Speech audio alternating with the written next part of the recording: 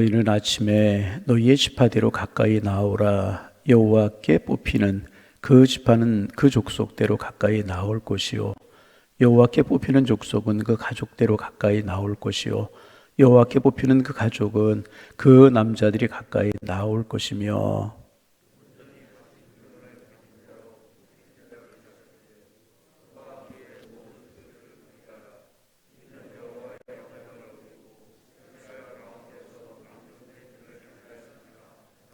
이에 여호수아가 아침에 일찍이 일어나서 이스라엘을 그의 지파대로 가까이 나오게 하였더니 유다 지파가 뽑혔고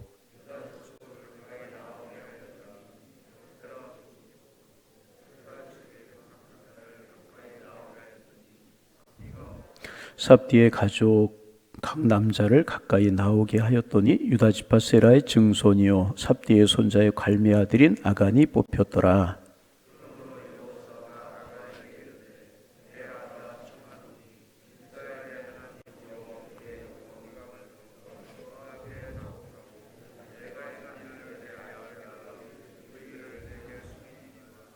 아간이 여호수아에게 대답하여 이르되 참으로 나는 이스라엘의 하나님 여호와께 범죄하여 이러이러하게 행하였나이다.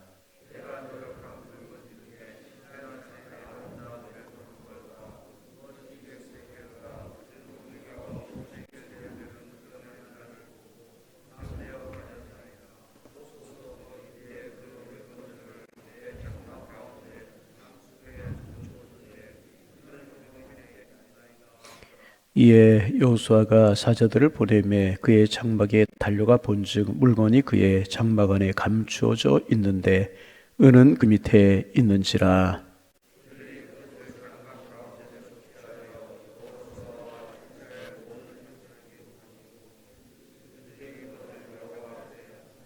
여호수아가 이스라엘 모든 사람과 더불어 세라의 아들 아간을 잡고 그 은과 그 외투와 그 금덩이와 그의 아들들과 그의 딸들과 그의 소들과 그의 나귀들과 그의 양들과 그의 장막과 그에게 속한 모든 것을 이끌고 아골 골짜기로 가서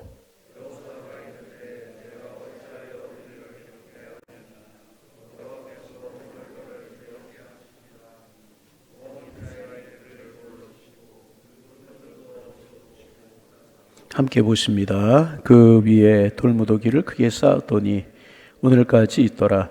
여호와께서 그의 맹렬한 진노를 그치시니 그러므로 그곳 이름을 오늘까지 아골골짜기라 부르더라. 아멘. 우리가 새벽에 여호수아를 묵상하고 있는데 여호수아서의 내용은 이스라엘 백성들이 이제 40년 광야 생활을 끝내고 가나안 정복을 하는 이제 가나안 정복 전쟁이라고 그렇게 이야기를 하죠. 하나님께서 가나안 땅을 이스라엘 백성들에게 주셨는데 텅 빈 공간을 주셨다고 하는 것이 아니라 그 안에 많은 족속들이 살고 있었습니다. 그들과 전쟁을 통해서 가나안을 정복하고 그들의 것으로 삼는 그런 과정을 소개하고 있는 것이 여호수아서입니다. 모세가 이제 가나안 땅에 들어가기 전에 느보산에서 하나님의 부르심을 받고 이제 그 사명을 이어받은 여호수아가 이스라엘 백성들과 함께 가나안 정복 전쟁을 수행해가는 이야기가 여호수아서입니다. 그래서 우리가 지난번에 살펴본 것처럼 요단을 건너고 길갈 평야에서 할례를 행하고 여리고성을 정탐할 수 있는 정탐꾼들을 보내고 그리고 이제 여호수아를 공격해서 공격이라고 하는 것이 하나님의 명령에 그대로 순종해서 여러분 꼭 기억하시길 바랍니다. 비합리해 보여도 하나님의 명령이면 거기에 승리가 있는 거예요. 그러나 합리적이고 타당해 보이고 다 잘 될 것 같아도 하나님의 뜻이 아니고 하나님이 기뻐하시는 일이 아니면 그것은 실패하게끔 되어 있는 것이라는. 하나님께서 이스라엘 백성들에게 하루에 한 바퀴 마지막 날 7바퀴 돌으라고 그래요. 침묵하면서 돌라고 그래요. 참 이상합니다. 전쟁이 이런 전쟁이 어디 있어요. 그런데 그대로 했더니 이스라엘 백성들은 큰 대승을 거두게 되었다는 겁니다. 그리고 이제 하나님께서는 그 성에 있는 모든 것들을 취하지 말라고 그러셨어요. 다 진멸해 버리라고. 그 이유는 다 설명을 했기 때문에 이제 건너뛰고, 그런데 아간이라고 하는 사람이 거기에 있는 물건이 탐이 나서 인간적으로 생각하면 얼마든지 이해할 수 있다고 그랬죠. 광야 생활 40년 동안에 뭐 좋은 것들 보고 써볼 수가 있었겠습니까? 그런데 여리고 성에 들어가 보니까 눈이 휘둥그레지는 거예요. 좋은 게 너무나도 많은 거예요. 그도 그럴 것이 여리고는 이제 그 종려나무의 성읍이라고 해가지고 풍요로운 도시였었습니다. 그러니 일찍부터 사람들이 정착했고 문명과 문화가 발달한 그런 지역이었습니다. 그러니 좋아 보이는 것이 얼마나 많았겠습니까? 눈이 막 휘둥그레지는 거예요. 그래서 다른 사람들은 하나님의 명령이기 때문에 가지고 싶고 취하고 싶고 숨기고 싶은 것이 있었지만, 가지고 살고 싶은 것이 있었지만 하나님의 명령이었기 때문에 진멸하고 버리고 불살르고 그러는 거예요. 그런데 아간은 그 유혹을 참지 못하는 거예요. 그래서 신할산 외투 금덩이 은덩이를 자기 장막 안에 깊숙이 숨기고 아무도 모를 줄 알았어요. 자기 장막 안에 깊이 숨기면 아무도 모를 줄 알았다는 것입니다. 그런데 여러분 꼭 기억하시길 바랍니다. 말 안 해도 뻔한 사실이지만 하나님 앞에 숨길 수 있는 것은 아무것도 없어요. 하나님 앞에 다 드러나게 되어 있다는 거예요. 여러분, 우리가 잘못한 죄도 드러나게 되어 있어요. 그러니까 하나님 앞에 정직한 것이 없고 솔직한 것이 없고요. 또 하나는 뭐냐 하면 우리가 의롭게 행하다가 억울하게 당하는 일들, 이런 것들도 하나님은 다 보고 계신다는 거예요. 그래서 여러분, 하나님을 믿는 사람들은 작은 일에 시시비비하지 않고 적은 일에 손바닥 뒤집듯이 이렇게 이야기하지 않는다는 거죠. 여러분, 하나님이 보고 계시고 알고 계시는 줄로 믿습니다. 그래서 이제 하나님의 명령대로 하지 않은 아간의 범죄가 있었기 때문에 아이성에서 참패를 하고 말아요. 그동안 우리가 중복상한 것이 반복을 좀 하는 거예요. 참패하고 말아요. 이스라엘 백성들이 큰 수치가 되었고 여호수아의 리더십에 굉장히 큰 장애가 갔단 말이죠. 여러분, 여호수아가 지금 가나안 정복 전쟁을 수행해야 되는데, 이스라엘 백성들을 이끌고 수행해야 되는데, 이 여호수아의 리더십이 흔들리면 이 가나안 정복 전쟁을 도저히 수행할 수가 없는 거예요. 그런데 아이성에서 크게 패배했어요. 그러니 여호수아의 리더십이 얼마나 흔들렸겠습니까? 얼마나 힘들었겠습니까? 그래서 이제 여호수아가 아이성에서의 패배를 하고 난 다음에 여호와의 장막 앞에 엎드려서 씩씩거리며 저녁 때까지 가만히 엎드려 있지 않습니까? 하나님 앞에 항변하는 거예요. 하나님도 침묵하시는 거예요. 저녁 때가 되어서 여호수아가 하나님 앞에 기도하기 시작을 합니다. 그래서 하나님께서 무엇 때문에 이거 어떻게 처리해야 될 것을 가르쳐 주시고 그대로 하는 내용이 오늘 우리가 읽은 여호수아서 7장 14절 말씀부터 26절까지 기록이 되고 있습니다. 14절 15절 같이 한번 우리 손에서 읽어봅니다. 너희는 아침에 14절 15절 소리 내어서 너희는 새벽에 귀한 시간에 나오셨는데 좀 같이 좀 읽어요. 눈을 좀 뜨시고 읽어봅니다. 너희는 아침에 너희 지파대로 가까이 나오라. 여호와께 뽑히는 그 지파는 그 족속대로 가까이 나올 것이요 여호와께 뽑히는 그 족속은 그 가족대로 가까이 나올 것이요 여호와께 뽑히는 그 가족은 그 남자들이 가까이 나올 것이며 온전히 바친 물건을 가진 자로 뽑힌 자를 불사르되 그의와 그의 모든 소유를 그리하라. 이는 여호와의 언약을 어기고 이스라엘 가운데서 망령된 일을 행하였음이라 하셨다 하라. 이제 하나님께 죄인을 색출하는 방법으로 제비 뽑기라고 하는 방식을 하나님께 사용하도록 이제 하셨습니다. 좀 의아한 방법이죠. 우리 생각에는 하나님께서 이스라엘 백성들을 다 모아놓으시고 너희들이 아이성에 실패했지 그 이유는 아간의 범죄 때문이야 이렇게 말씀하시고 발표하시면 한 번에 끝나고 단순하게 해결될 것 같은데 하나님은 그렇게 하지 아니하시고 제비 뽑는 방식을 택하셨어요. 얼마나 번거로웠겠습니까? 12지파가 있는 거예요.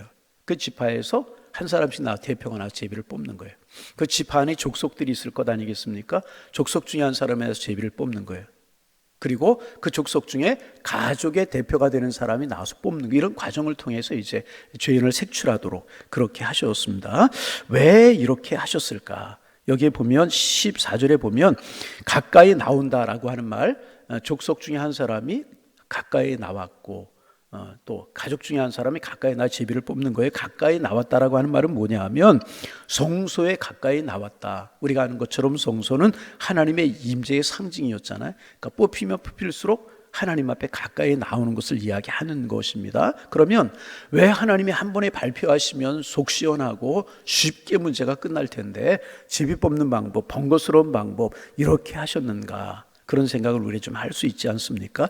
아마도 몇 가지 이유가 있었던 것 같아요. 첫째는 뭐냐 하면 하나님께서 이런 과정을 통해서 이제 이 죄인을 색출하는, 죄인을 이렇게 색출해내는 그런 일에 온 백성이 동참하게 하신 것이다. 그렇게 이야기할 수가 있습니다. 바꿔 이야기하면 이 일은 다른 사람들의 일이 아니라 결국 우리의 일이다 하는 것을 하나님께서 이스라엘 백성들에게 알게 하시려고 하는 의도가 있었던 것 같고요. 두 번째는 이런 민주적인 과정을 통해서 범죄한 사람이 드러나게 함으로 말미암아 아간을 심판하는 것이 결코 다른 감정 때문이 아니라고 하는 것을 이스라엘 백성들에게 알리기를 원하셨던 것입니다. 이 일이 공정하게 이루어지고 있음을 지금 하나님께서는 이스라엘 백성들에게 보여주고 계시는 것이고요. 세 번째는 뭐냐 하면 여러분 이제 범위가 좁혀지는 거예요. 12지파에서 한 지파가 택해졌어요. 한 지파에서 한 족속이 택해졌고 그 중에서 한 가족이 택해졌어요. 그러면서 아간이 이제 범죄자가 됐다는 사실을 이제 알게 되었잖아요. 여러분 무엇을 지금 하나님께서 원하고 계셨던 것일까요? 점점 좁혀 들어오는 거예요.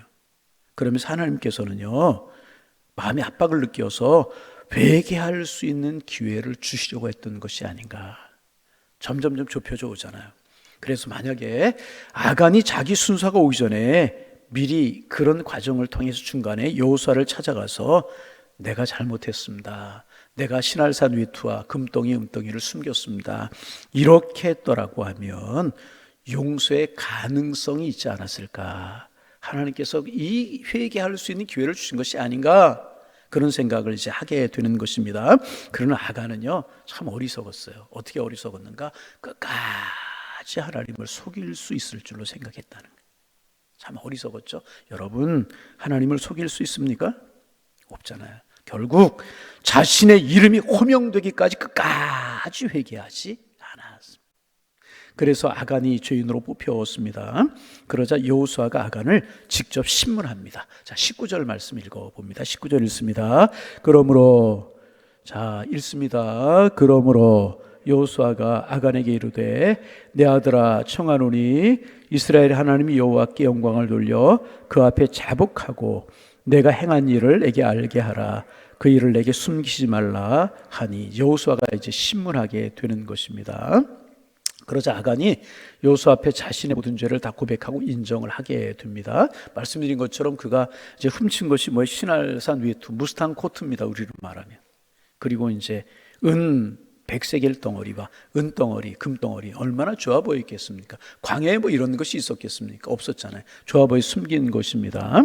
이것을 아간은 이제 장막 속에 파묻고 은은 가장 깊은 곳에 넣어 두었습니다. 여러분, 서두에도 말씀을 드렸지만은 우리의 꼭 마음속에 기억해야 될 것은 무엇인가?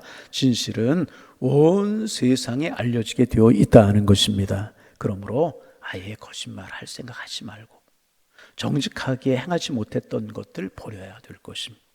장막 안에 파묻고 거기 묻어두고 감추면 모를 줄 알았지만 하나님은 다 알고 계셨다는 것입니다. 여러분, 세상에서는 모르는 것이 있을 수도 있을 거예요. 그렇죠? 세상에 완전 범죄라고 하는 것도 있다고 그러죠. 밝혀지지 않는 것들도 있어요. 그러나 결국 하나님 앞에 서는 날 모든 것이 다 드러나게 되어 있다는 거예요. 그래서 여러분, 여기서 우리는 다윗 이야기를 한번 좀 해볼 필요가 있어요. 다윗이 바세바를 범하고 우리아를 죽였잖아요. 완전 범죄인 줄 알았어요. 완전 범죄인 줄 알았어요. 그렇잖아요. 누구도 다윗 왕이 그런 죄를 저질렀을 것이라고 하는 생각을 못했습니다. 그런데 만약 하나님이 다윗을 그대로 두셨다면 어떻게 되었겠어요? 이 세상에 존경받는 왕으로, 그죠? 범죄하지 않은 왕으로 끝날 수도 있었지만은 결국 하나님의 심판대 앞에 섰을 때 하나님 앞에 무서운 살인자로, 간음자로 서게 되었고 결국 하나님의 심판을 받을 수밖에 없었을 것입니다. 그러나 하나님은 다윗에게 회개할 수 있는 기회를 주셨어요.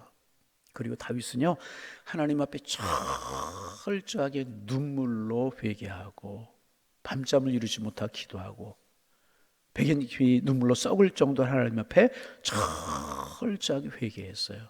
그리고 하나님께서 다윗의 일을 용서하셨습니다. 하나님의 심판대 앞에 섰을 때 어떻게 되었을까요? 이미 다윗의 죄는 용서를 받은 겁니다. 할렐루야. 그래서 여러분 그런 생각할 수 있어요. 기왕이면 알려지고 밝혀질 것 같으면 이 세상에서 밝혀지는 것이 좋겠다. 왜냐하면 회개하고 회개하고 예수 그리스도의 보혈로 씻김 받고 하나님 앞에 설 때 최소한 그것으로는 심판받지 않을 수 있기 때문에. 그래서 여러분 우리는 기회가 있을 때, 하나님이 시간을 주실 때 하나님 앞에 회개하고 정결케 하고 경건에 이르기를 연습하고 그런 삶을 살아야 될 것이라. 여러분 하나님 앞에 생하는 우리 모두 되기를 소망합니다. 결국 여호수아는 아간을 심판합니다. 자비를 베풀지 않았어요. 인간적으로 생각하면 아간을 용서하고 싶었을지도 모르겠어요. 그렇죠?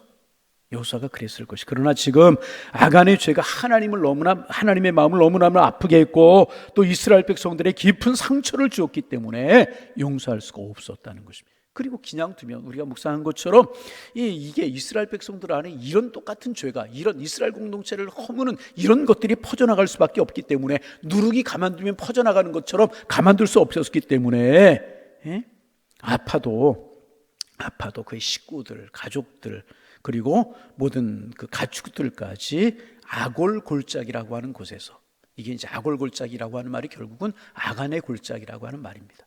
아골 골짜기에서 돌로 쳐서 죽이게 이제 됩니다. 여러분 우리는 좀 기억해야 될 것이 있어요. 사람 앞에서 지은 죄, 이런 것들은 인정합니다. 그러나 하나님께 대해 지은 죄는요, 누가 보지 않고 듣지 않았다고 해서 심각하게 생각하지 않고 넘어가는 경우가 있습니다.